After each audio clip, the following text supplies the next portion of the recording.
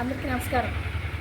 నేను ఈ రోజున అశేష ప్రజానీక సమక్షంలో అందరూ విలేకరుల సమక్షంలో నేను గౌరవ వైసీపీ నాయకుడు పేర్ని నాని గారిని సూటిగా ప్రశ్నిస్తున్నాను. అయ్యా నాని గారు, మీరు చెప్పిందే నిజమనుకుందాం. పవన్ కళ్యాణ్ గారు రాజకీయం కోసమే తన భార్యకు గుండు చేయించాడు అనుకుందాం.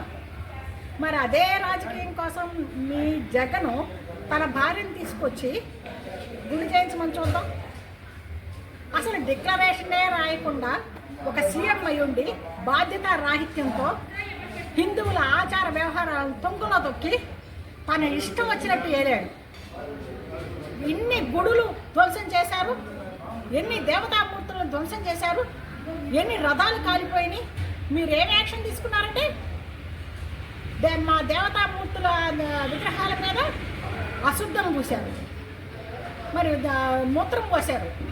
ఎంతమందిని అరెస్ట్ చేశారు, ఎంతమందికి శిక్ష ఇచ్చారు? ఈ విషయం మీద మీరు ఏం నిర్ణయం తీసుకున్నారు?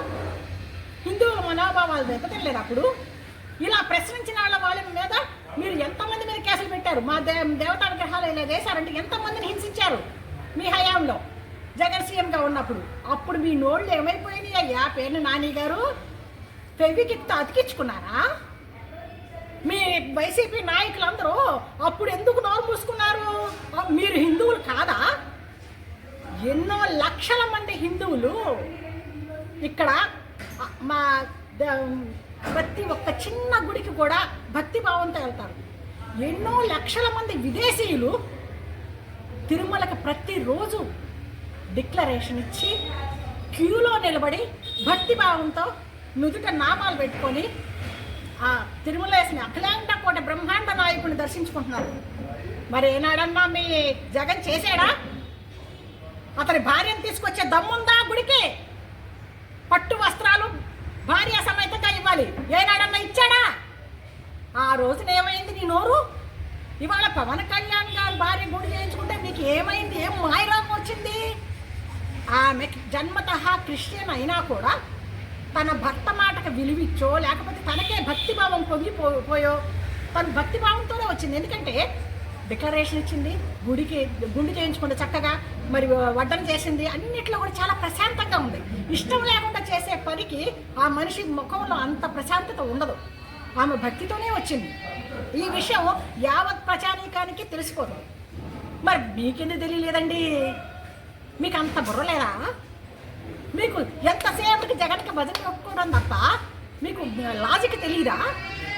మాట్లాడితే విలువ ఉండాలి. మా సీఎం గారిని కూడా విమర్శించేంత గొప్పోళ్ళు మీరు. ఇష్టం వచ్చినట్టు మాట్లాడతారు, ఆడాళ్ళని తిడతారు, కానీ మిమ్మల్ని ఏమీ చేయకూడదు. ఎన్నో రంగులు మార్చాడు. ఏం మాయరంగు వచ్చి మార్చాడంటే ప్రజాధనాన్ని దుర్వినియోగం చేయటం కాదా? ప్రజావేదిక ధ్వంసం చేశాడు. ఎందుకు చేశాడు జగన్? ఎందుకు చేయాల్సి వచ్చింది? అంటే నీ ప్రభుత్వం వస్తే నీ ఇష్టం వచ్చినట్టు చేస్తావా? మరి రైతుల అడంగల్స్ మీద జగన్ బొమ్మ ఎందుకు? సరిహద్దు రాళ్ళ మీద జగన్ బొమ్మ ఎందుకు? అంటే మీ ఉద్దేశం ఏంటి? దీన్ని తీసుకెళ్ళి ప్రపంచ బ్యాంకు తాకట్టు పెట్టుకొని మమ్మల్ని అందరినీ రైతుల్ని మిగతా వాళ్ళందరినీ బానిసలుగా చేయాలనే కదా? అసలు మీ బొమ్మ ఎందుకు? ఏనాడు లేదే, రాజపుత్రం ఉండాలి. నేను ఈ విషయం ఎలక్షన్కి ముందు కూడా చెప్పాను. అందుకే మీరు సంకనాగిపోయారు. ఇక జన్మలో రావు. పోయినసారి కనీసం 11 వచ్చింది. ఇప్పుడు చేసే వేషాలకి మీకు ఆ 11 కూడా రావు. అర్థమవుతుందా? That's all.